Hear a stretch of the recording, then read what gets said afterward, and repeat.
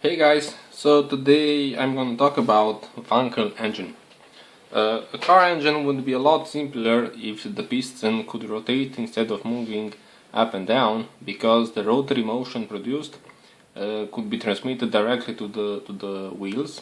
But even so, gearing would still be needed. An advantage of the rotary engine would be that the pistons would always be traveling in the same direction, in a circle. None of the engine's power would be wasted by stopping the piston at the end of their stroke and accelerating them again in the opposite direction, as happens in the reciprocating engine. Running through the center of the rotor is an output shaft to which the rotor is linked by a system of planetary gears similar to that in an automatic gearbox. The gearing allows the rotor to follow an eccentric orbit to that the three rotor tips are continually touching the housing through some apex sealing. The main part of the Wankel engine is a three-sided piston called the rotor. Inside the rotor housing and on each side of the housing is an end plate. The sides of the rotor are curved in three lobes,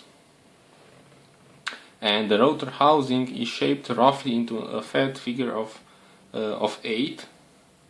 So as the rotor rotates, the gap between each side of the rotor and the housing becomes alternately larger and smaller. This constantly changing gap is the key to the combustion process. So the fuel and air mixture is timed to enter the housing at the point when the trapped volume between the housing wall and one of the lobes of the rotor is increasing. As this volume increases, it creates vacuum, drawing in the fuel and air mixture through ports in the housing and the end plate.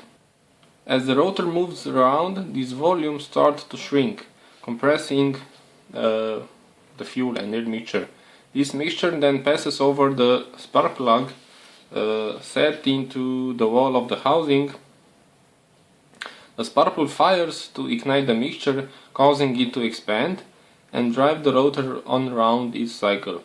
At this point, the volume between the rotor and the housing increases to allow this expansion of the gases. Finally, the volume decreases again, forcing the waste gases out through the exhaust port.